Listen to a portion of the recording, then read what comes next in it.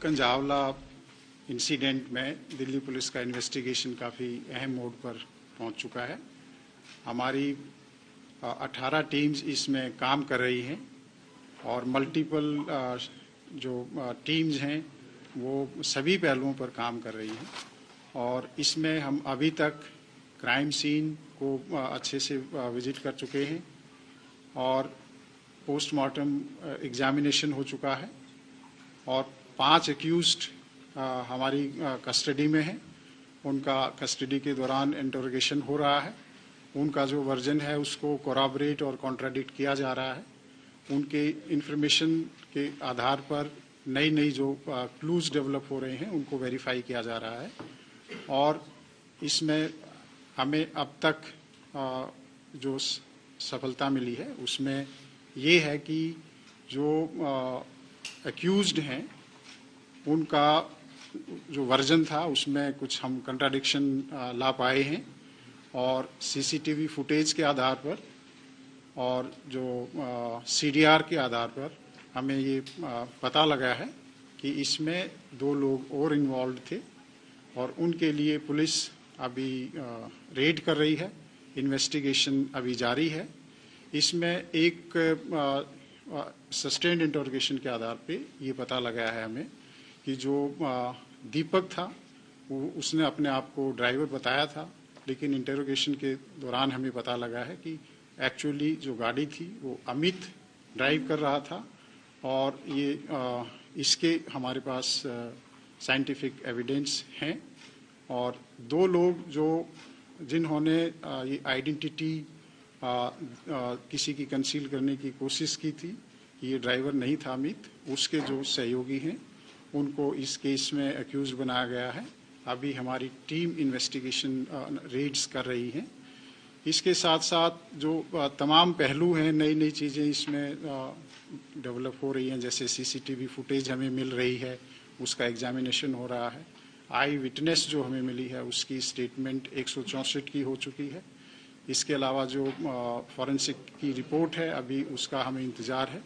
Investigation में अभी कुछ पहलू हैं जिन पे अभी काम चल रहा है और पोस्टमार्टम रिपोर्ट जो है उसकी फाइनल रिपोर्ट अभी आनी बाकी है और इसके अलावा जो हमारे जो सीसीटीवी कैमरा के कुछ टाइमिंग्स हैं जिसमें जो कहीं पे सिंक्रोनाइजेशन लगता है कि टाइमिंग अलग अलग है, उसकी प्रॉपर मैचिंग जारी है और जो इन्वेस्टिगेशन हुआ है उसके जो कुछ महत्वपूर्ण बिंदु ये हैं कि जो एक्यूज्ड पार्टी है और जो इसमें डिसीज्ड है उसका कोई कॉल डिटेल के आधार पर और जो अब तक इन्वेस्टिगेशन हुआ है कोई पुराना लिंक नहीं है, कोई पुराना कनेक्शन इसमें अब तक हमें नहीं मिला है। इसके साथ साथ जो एक्यूज्ड हैं और इसमें जो हमें आई विटनेस मिली है उसके भी जो सीडीआर का एनालिसिस है और जो अब तक हमारी एविडेंस है उसके आधार पर कोई पुराना कनेक्शन नहीं मिला है। पोस्टमार्टम एग्जामिनेशन में आपको पहले ही बताया जा चुका है कि कोई भी इस तरह की इंजरी नहीं मिली थी जो कि सेक्सुअल असॉल्ट को इंडिकेट करती हो। इसके अलावा इसमें जितने भी पहलू हैं उनको जल्दी ही पुलिस रैपअप करने की कोशिश कर रही है। कुछ जो इसमें इन्वेस्टिगेशन बकाया है उसके लिए आज हमारे पास जो एक्यूज्ड हैं उनको दोबारा से पीसी ऑब्टेन करने के लिए दिल्ली पुलिस पेश करेगी और दोबारा से कस्टडी ऑब्टेन करेगी। 2 एक्यूज्ड हैं उनको अभी हम अरेस्ट करने के लिए कोशिश कर रहे हैं, जल्दी ही हमें इसमें कामयाबी मिलेगी और इसके साथ साथ जो जितना एविडेंस है उसका एनालिसिस करके बहुत ही जल्दी लीगल ओपिनियन, हाई लेवल की लीगल कंसल्टेशन करके बहुत ही जल्दी इसमें पुलिस चार्जशीट तैयार करेगी, एक स्ट्रॉन्ग चार्जशीट बनाएगी ताकि जो एक्यूज्ड हैं उनको कड़ी से कड़ी सजा मिल सके। आरोपियों का बयानों में विरोधाभास है तो क्या लाई डिटेक्टर टेस्ट भी करवा सकती है दिल्ली पुलिस? इन्वेस्टिगेशन एक ऑनगोइंग और डायनामिक प्रक्रिया, अभी मैंने बताया कि इसमें कुछ पहलू बाकी हैं। इन्वेस्टिगेशन अभी जारी है और अगर किसी तरह की हमें रिक्वायरमेंट हुई तो जो जितने भी इन्वेस्टिगेशन की रिक्वायरमेंट हैं जो प्रोसेसेस हैं उसके तहत हम कार्रवाई करेंगे।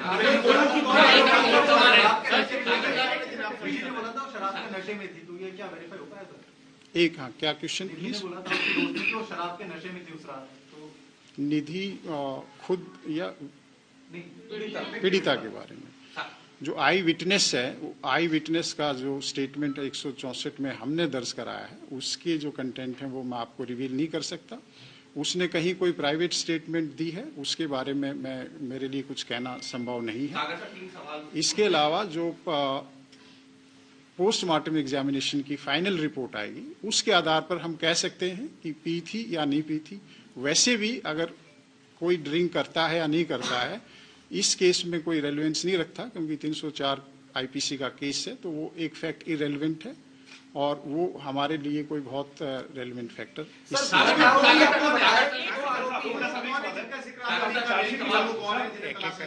जो दो आरोपी हैं, जो नए, ये कौन लोग हैं और कैसे इनका नाम सामने है? दोनों का नाम, ये एक आशुतोष है और दूसरा अंकुश खन्ना है।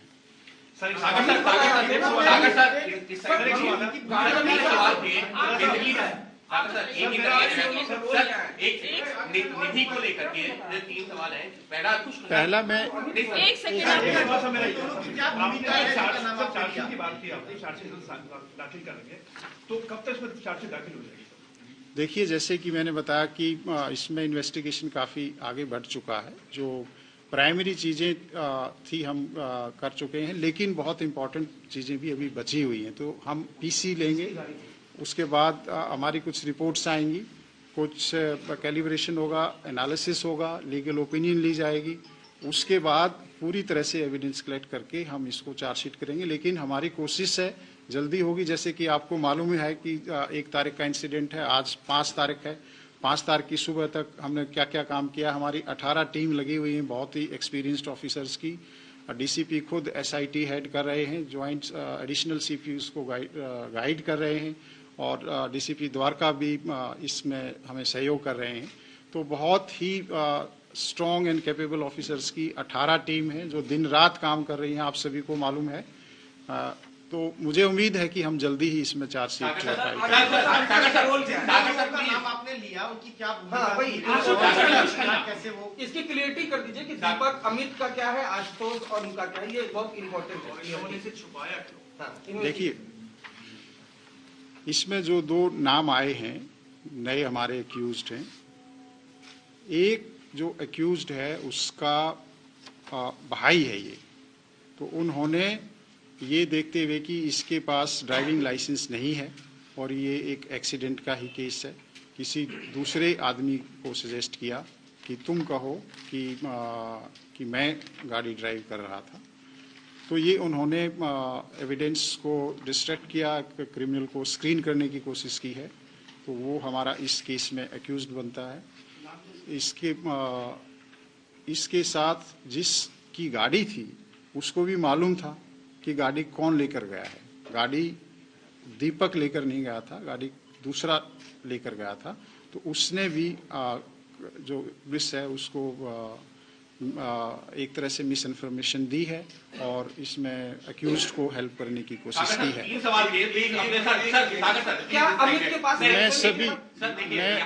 मैं सभी का जवाब दूंगा, आप रिलैक्स कीजिए, पहले इसको कंप्लीट करने दीजिए, ठीक है? इसका एक मिनट, इसका कंप्लीट। जब ये एक्सीडेंट हुआ और जहां गाड़ी लास्ट तक गई, उस दौरान ये दोनों कहीं थे या बाद में ऐड हुए? 2 कैसे ऐड हुए? ये 2 लड़के जो नए आए हैं, इनका रोल क्या था? क्या सिर्फ नाम छुपाया ड्राइविंग के चक्कर में, या जो भी इंसिडेंट हुआ एक्सीडेंट का, उनमें कहीं इनकी इन्वॉल्वमेंट की, बीच में उतर गए, कार में बैठे थे कि नहीं? एंट्री कहां? मैं इसको कंप्लीट कर लेता हूँ। इसमें इन दोनों में से कोई कार में कहीं हमारे पास अभी तक एविडेंस नहीं आया है। इन्होंने एक तरह से इनको स्क्रीन करने की कोशिश की है, मिस इन्फॉर्मेशन किया है, इनको हेल्प किया है। जिन्होंने क्राइम किया, जिन्होंने इतना ग्रूसम क्राइम किया है, उनको प्रोटेक्ट करने की कोशिश की है। तो ये एक क्रिमिनल ऑफेंस अपने आप में बनता है। तो इसलिए हमारी बहुत सी टीम्स अभी लगी हुई हैं, इनको भी हम अरेस्ट करेंगे, फिर इनका फर्दर सस्टेन्ड इंटरोगेशन होगा और उसके आधार पर इन्वेस्टिगेशन आगे बढ़ेगा। इसके साथ साथ कि ड्राइविंग लाइसेंस नहीं था अमित के पास, अभी तक जो इन्फॉर्मेशन है वो नहीं था। अगर बाकी इन्वेस्टिगेशन अभी जारी है, फाइनली कुछ उसमें होगा तो हम आपसे फिर शेयर करेंगे। सर, निधि को लेकर के 2-3 सवाल उठ रहे हैं। पहला सवाल, परिवार कह रहा है कि निधि का रोल सस्पिशियस है, 302 का मुकदमा दर्ज होना चाहिए। दूसरा सवाल, जब निधि की मां कह रही है कि निधि ने खुद ये बताया कि जो गाड़ी को आगे पीछे करके पीड़िता के ऊपर चढ़ाया गया, मृतका के ऊपर चढ़ाया गया, क्या 302 का मुकदमा बनता है? तीसरा सवाल उसी से जुड़ा हुआ, निधि का स्टेटमेंट कितना रिलायबल मान रही है पुलिस, क्योंकि 164 का बयान दर्ज करवाया है। क्या निधि जो इस मामले में सिर्फ एक गवाह है या उसका भी रोल अभी कहीं पर सवालों की घेरे में? अभी तक जो पुलिस का इन्वेस्टिगेशन है, इसमें आपको सभी को मालूम है कि आपके दिमाग में भी बहुत से क्वेश्चंस थे, हमारे दिमाग में भी बहुत क्वेश्चंस थे कि ये क्या कोई इसके साथ और था या कहाँ से ये आई थी, लास्ट सीन कौन था, ये सारे तमाम क्वेश्चंस आपके दिमाग में भी थे, हमारे दिमाग में भी थे। तो इसलिए पुलिस इस मामले में लगी हुई थी। सारी छानबीन के बाद एक हमें पता लगा कि ये लास्ट लोकेशन कहाँ आ रही थी लड़की की, हमने वो स्पॉट आइडेंटिफाई किया, वहाँ से कुछ हमें क्लू मिले कि यहाँ से ये लड़की किसी और के साथ बैठकर कहीं आ रही है।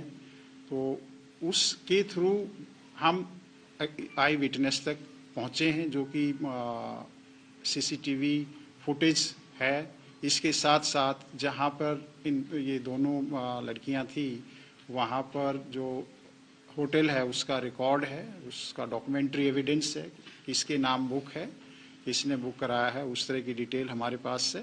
तो लास्ट सीन हमने इस्टेब्लिश किया, बिकॉज कहीं भी कोई भी जब कोई इस तरह का हादसा होता है, मिसिंग है या कोई मर्डर है, तो हमारे लिए ये बहुत इम्पॉर्टेंट है कि लास्ट में कौन था या कोई आई विटनेस है इसका। तो लास्ट सीन को ट्रेस करते हुए हम इस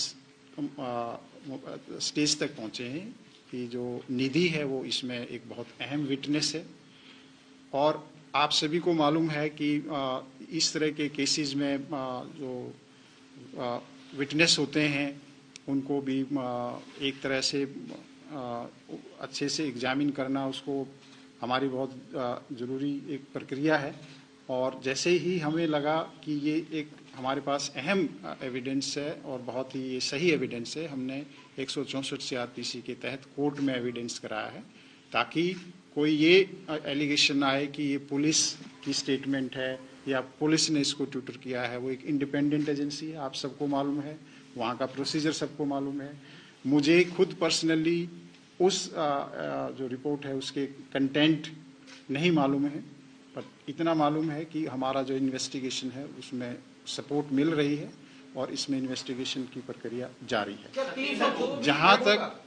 जहाँ तक उसको बताने वाली बात है या इसने क्यों नहीं रिपोर्ट किया, ये क्वेश्चन हमारे दिमाग में भी आता है कि नॉर्मली आप कोई भी हादसा होता है तो उसमें आप इन्फॉर्म करते हैं और या आप पुलिस को इन्फॉर्म करते हैं या किसी रिश्तेदार को बताते हैं। हमारे दिमाग में भी है, हमने भी काउंसलिंग की है, पूछा, समझने की कोशिश की है। कई बार कोई ट्रॉमा हो सकता है, कई बार कोई दूसरी वजह भी हो सकती है। तो सभी पहलुओं पर इन्वेस्टिगेशन अभी हो रहा है, क्योंकि ये एक ओपन एंडेड प्रक्रिया है जब तक कि हम फाइनली चार्जशीट फाइल नहीं कर सकते, और इनफैक्ट उसके बाद भी सप्लीमेंट्री चार्जशीट का प्रोविज़न हम रख सकते हैं। इसके अलावा कि इन्होंने अपनी मदर को बुलाया, बताया कि ऐसा हुआ, उस पहलू पर भी हम इन्वेस्टिगेशन करेंगे, कि पूछेंगे कि क्या सिचुएशन थी, क्या वो सही बात है, नहीं है, और उसमें क्या क्या अटेम्प्ट हुई किसी को इन्फॉर्म करने की या नहीं हुई। वो एक इन्वेस्टिगेशन है, उस पर हम आगे काम करेंगे। जो बुक था वो निधि के नाम पर था, तो क्या निधि ने इस लड़की को बुलाया था, जो मृतका है उसे बुलाया था निधि ने, या ये कहानी क्या है? क्योंकि 4 लोगों का भी इन्वॉल्वमेंट था पहले, कल परिवार की तमाम चीजों पर सवाल भी उठा रहा था। देखिए सर 302 अगर आप 302 का मामला कहीं से बनना है, क्योंकि परिवार यही मांग कर रहा है कि 302 का मामला बनना चाहिए। और जिस तरीके से जो चीजें सामने आ रही है, चाहे वो निधि की मां का बयान हो, क्या नया सेक्शन ऐड हो सकता है क्या? देखिए, जो जिस तरह से हमारे पास अभी डिटेल आ रही है और इन्वेस्टिगेशन में हमें स्टेटमेंट्स के माध्यम से या दूसरा इंटरोगेशन के माध्यम से पता चल रहा है कि ये जो इंसिडेंट है, it's a very gruesome incident, और इसके लिए कि सही मायने में जो विक्टिम है, अंजलि है, उसको जस्टिस मिल सके, तो हमारे लिए ये बहुत ज़रूरी है कि हम जो एविडेंस है वो कड़े से कड़ा एविडेंस, सख्त से सख्त एविडेंस इकट्ठा करें और जो बिल्कुल सही एप्रोप्रिएट सेक्शंस हैं उनमें हम चार्जशीट तैयार करें। इसके लिए हमारे पुलिस अधिकारी, बहुत जो एक्सपीरियंस्ड लोग हैं, वो लगातार इस पे चर्चा कर रहे हैं और जो लीगल एक्सपर्ट्स हैं उनकी भी ओपिनियन ली जा रही है और इसमें एक स्पेशल पब्लिक प्रोसिक्यूटर भी अपॉइंट किया जा रहा है ताकि किसी भी तरह से ये जो केस है हमारे कोई ये कोलैप्स ना करे, फेल ना हो, कोई इसमें कोई लूप होल ना रह जाए, इन्वेस्टिगेशन पॉइंट ऑफ व्यू से and legal point of view से। 302 लगना या 304 लगना ये एक लॉ का मैटर है। इसमें मेरे चाहने से या किसी और के चाहने से, बिना एविडेंस के, बिना फैक्ट एंड सर्कमस्टांसेस के नहीं हो सकता है। इसका पूरी तरह से उसके लिए, मर्डर के लिए आप सभी को मालूम है कि एक मोटिव होना बहुत ज़रूरी होता है, एक इंटेंशन होना बहुत ज़रूरी होता है। अभी तक का जो इन्वेस्टिगेशन है उसमें हम इस स्टेज पे नहीं पहुंचे हैं। जैसे कि मैंने आरंभ में बताया कि सीडीआर और सीसीटीवी के एनालिसिस से अक्यूज्ड और डिसीज्ड का कहीं कोई कनेक्शन हमें नहीं मिला है।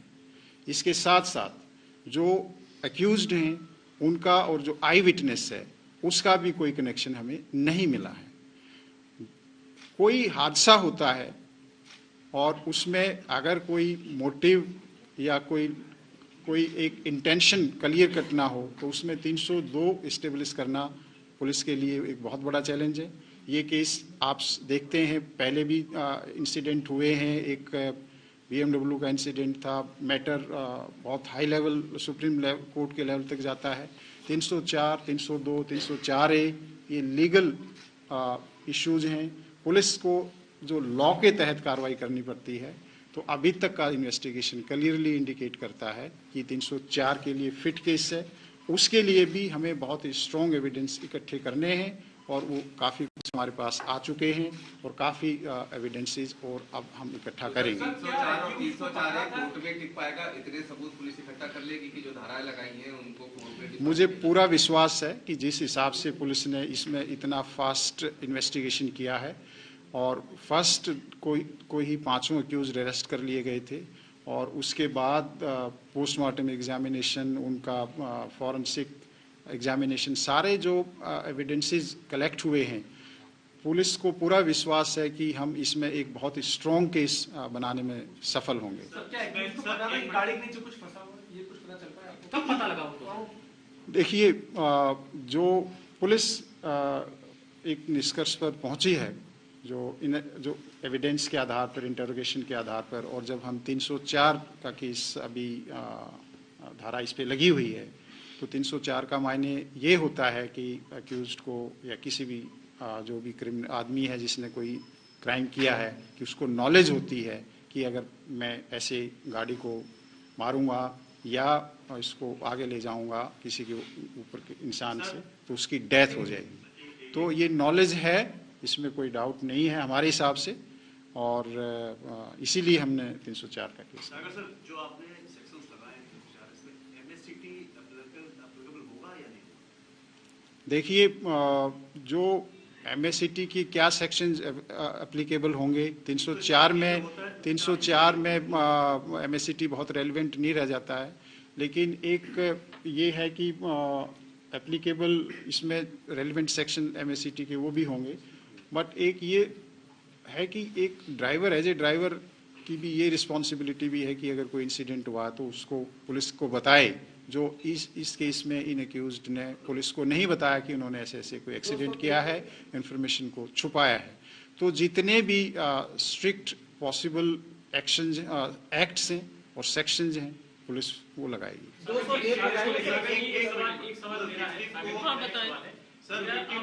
एक मिनट, आपको मैं मौका दे चुका हूँ मेरे को। अभी तक का इन्वेस्टिगेशन हुआ है और आपको सबूत मिले हैं, उससे साफ लग रहा है कि सिंपल एक्सीडेंट नहीं है, कॉन्स्पिरेसी की चल रही है। तो जो कॉन्ट्राडिक्शन आ रहा है एक्यूज्ड का, वो किस पॉइंट का है और वो किधर की तरफ इशारा कर रहा है? देखिए, इन्वेस्टिगेशन किस तरफ अब जाएगा? कॉन्स्पिरेसी इस चीज़ की नहीं है कि कोई मर्डर है। कॉन्स्पिरेसी है कि क्राइम किया है उसको छुपाने में, उसको उस तरह से कि किसी को पता ना लगे, उस तरह की कनाइवेंस से 120B या 34 IPC की जो भी फाइनली इन्वेस्टिगेशन के दौरान एविडेंस आएगा उस पर हम चार्जशीट करेंगे। लेकिन ये बिल्कुल सही बात है कि इसमें कहीं न कहीं उनको मालूम था कि ये ऐसा कोई ह्यूमन बॉडी है जिसके साथ एक्सीडेंट हुआ है। और मुझे एक सवाल है सागर साहब, एक सवाल, ये सब जो इंसिडेंट हुआ था, जो 5 लोग थे, इनकी जैसे गिरफ्तार भी कैसे हुआ, ये सब थोड़ा नहीं बताया आपने कि कैसे 5 घर पे थे या भागे, क्या था। दूसरा सवाल सर, ये किस मामले में जिस तरह से बड़ा हंगामा मचा, हल्ला हुआ, सारे को लेके बड़ा प्रदर्शन हुआ, क्या इस केस को लेकर आप फास्ट ट्रैक में जा सकते हैं सर? बिल्कुल, इसमें जो भी लीगल प्रोसेस है फास्ट कोर्ट में जाने का, उसको हम एक्सप्लोर कर रहे हैं। गिरफ्तारी वाला सर, 5 भी गिरफ्तार हुई। देखिए, जो मैं आपको डिटेल जो इन्वेस्टिगेशन है उसके जो बिंदु हैं उनको मैं नहीं बता सकता, लेकिन मैं मोटे मोटे आपको ये पॉइंट्स बता सकता हूँ कि जो एक्यूज थे उनका हमने पूरा मैपिंग की है कि उनकी CDR की लोकेशन के आधार पे, और CCTV, इंडिपेंडेंट CCTV, जैसे कहीं एक पेट्रोल पंप पर वो पेट्रोल डलवा रहे हैं गाड़ी में, कहीं पर वो खाना खाने के लिए गए हैं, कहीं वो खाना खाने के लिए उतरे हैं, तो वो जो एविडेंस हैं और CDR डिटेल्स के आधार पे और इंडिपेंडेंट इंटरोगेशन और कोराबोरेशन के आधार पर हमने लोगों को अरेस्ट किया है। और इसी सस्टेन्ड इंटरोगेशन के आधार पर आपके सामने, हमारे सामने हमें शक हुआ कि जो ये क्लेम करता है कि ये ड्राइवर है, वो हम इसी इंटरोगेशन और एविडेंस के आधार पर सामने ला पाए, ताकि जो सही एक्यूज्ड है, क्योंकि किसी भी केस में जब ट्रायल होती है तो वहाँ पर एविडेंस देखा जाता है, और जो सही एविडेंस नहीं है तो इमीडिएटली वो केस फ्लैग करता है। के बारे में एक सवाल है, क्योंकि हम लोग जब बात कर रहे हैं, जिन लोगों ने PCR कॉल्स करी हैं और सारी टीम्स हैं, जो सारे जर्नलिस्ट हैं, यही सवाल भी कर रहे हैं, और ये हो रहा है कि PCR कॉल्स आंसर नहीं हुई सही समय पर। अगर हो जाती तो शायद इतना ब्रूटल नहीं होता है पूरा किस्सा। तो क्या कोई इंटरनल इंक्वायरी भी कर रहे हैं आप लोग, जिन्होंने PCR कॉल्स आंसर करने के बाद एक्शन नहीं लिया, कुछ उन पर भी एक्शन लेंगे ताकि कड़ा संदेश जाए कि आगे से अगर ऐसे PCR कॉल्स आए तो उसे थोड़ा सख्ती के साथ, थोड़ा सीरियस तरीके से देखा जाए? सवाल तो पुलिस के लिए। देखिए, जितनी जानकारी मुझे है, मैं अभी जो ब्रीफिंग आप लोगों को कर रहा हूँ वो इन्वेस्टिगेशन के पार्ट पे कर रहा हूँ। ये जो इंसिडेंट है, दिल्ली पुलिस इसको लेकर जो पुलिस PCR का रिस्पांस है उसको लेकर एक इंटरनल इंक्वायरी कर रही है। इसके ऊपर डिस्कशन इंटरनली हो रहे हैं कि ये जो रिस्पांस था वो एक ह्यूमन एरर था या एक प्रोसेस की वजह से इसमें एरर हुआ है। अगर इसमें ह्यूमन एरर है तो उन लोगों को जो भी अप्रोप्रिएट डिसिप्लिनरी इंक्वायरी होगी, एक्शन होगा, वो होगा। और जो प्रोसेस की कमी रही है उसमें हमारे प्रोसेस में क्या इम्प्रूवमेंट हो सकती है, we are very much looking into it. और जैसा आप सभी को मालूम है कि दिल्ली पुलिस जब भी कोई इस तरह का इंसिडेंट होता है तो उसमें ट्रूथफुल एग्जामिनेशन करके और उस चैलेंज से और उस गलती से हम कुछ नई चीज़ सीखते हैं ताकि हमारा सिस्टम इम्प्रूव हो सके। आप सभी को मालूम है कि वो 9 वर्ष की रात थी, और जितने भी ऐसे बिजी मार्केट्स एरियाज होते हैं, मॉल्स होते हैं, जहाँ पे हाई फुटफॉल होता है, तो जो पुलिस की डिप्लॉयमेंट है थोड़ा सा वो डायनेमिक होती है, और depending upon the nature of requirement of that particular day हम डिप्लॉयमेंट पैटर्न में थोड़ा सा चेंज करते हैं। कई बार उन एरियाज़ में जहाँ पे आपको लगता है कि डिप्लॉयमेंट कम है, कई बार हमें वहाँ पे बढ़ानी पड़ती है, कई जगह आपको लगता है कि यहाँ ज़्यादा है, कई बार हमें कम करनी पड़ती है।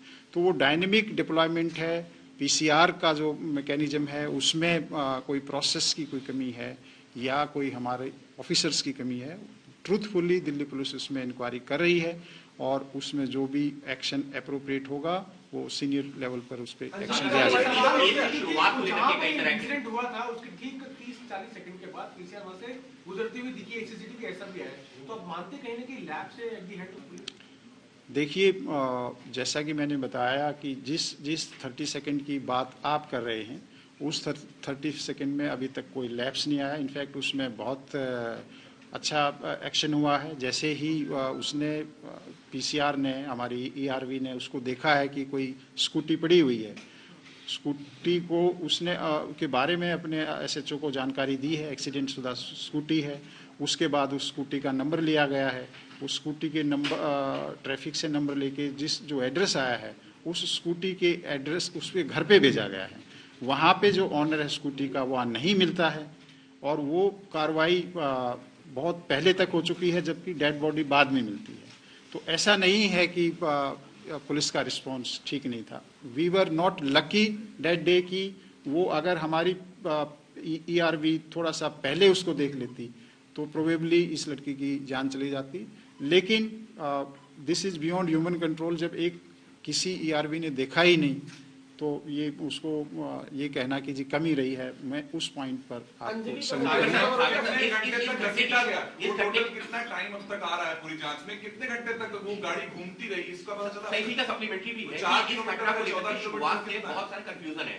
पुलिस की जांच में अब तक क्या क्या है, कितने बजे एक्सीडेंट हुआ, बाकी अब तक जो है शुरुआत, क्योंकि अभी तक सिर्फ हियर से पे कितने बजे ये सीसीटीवी आ गया है, कितने बजे घटना हुई। देखिए हमें बताता हूँ कि जो अभी तक इन्वेस्टिगेशन है, और आपको मालूम है कि जो इलेक्ट्रॉनिक एविडेंस है, सीसीटीवी फुटेज है, उसमें कैलिब्रेशन का इशू रहता है।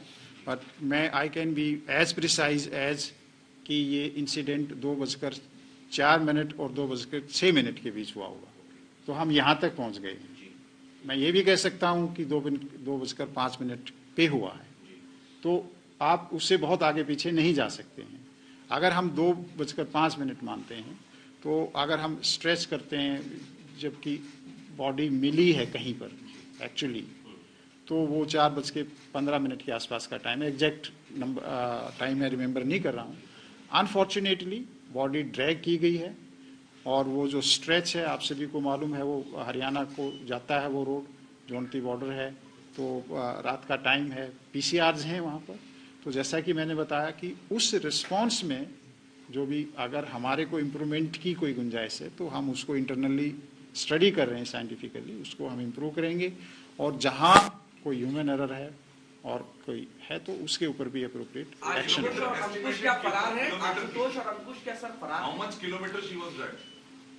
देखिए जो एरिया जो डिस्टेंस है वो लगभग 10-12 किलोमीटर का है, लेकिन कितने किलोमीटर एक्चुअल ट्रैक की मेरे लिए बताना अभी संभव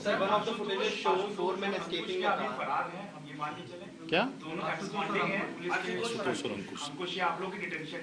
नहीं। अभी हमारी टीम्स लगी हुई हैं उनको अरेस्ट करने के लिए। सर गाड़ी आशुतोष की थी, ये बात हमारे हम लोग भी गए थे उसके घर, आशुतोष के घर भी जा चुके हैं और उसके अंकुश के घर भी, लेकिन वो देवर मतलब ना पुलिस के पास है ना घर के किसी सदस्य। तो वही तो मैंने बताया कि अगर आप हमारे पास होते तो मैं बता देता। हाँ, और अगर आपके पास है तो आप बता दीजिए। अंजलि का मोबाइल मिल गया सर? अंजलि का मोबाइल फोन सर एक फुटेज में चारों लोग निकलते हुए दिख रहे हैं, क्या ये वही लोग 4 लोग हैं? देखिए फुटेजेस इमर्ज हो रही हैं, ठीक है, हम भी उनको एनालाइज कर रहे हैं, और उसी के फुटेजेस के आधार पर हमारे जो क्लू हैं वो डेवलप होते हैं, या कोरॉपरेशन या कॉन्ट्राडिक्शन होती है। सर आशुतोष का एक बार रोल बता दीजिए एग्जैक्टली क्या है, क्या उसने सबूत क्या जो ब्लड वगैरह साफ करने, क्योंकि उसी की गाड़ी थी, उसके घर पे गाड़ी लगाई लोगों ने और फिर वो लोग भाग गए। देखिए अभी जो इंटरोगेशन होगी उसके बाद ही हम आपको थोड़ा सा इसमें और बता पाएंगे। क्या मोटिव रहा होगा? 2 घंटे चलती रही गाड़ी, पता था उसके बावजूद। देखिए अब ये बड़ा मुश्किल क्वेश्चन है आपका, कि वो जवाब देना थोड़ा सा डिफिकल्ट है। मैंने जैसे कि बताया कि इसीलिए हमने 304 आईपीसी ऐड किया।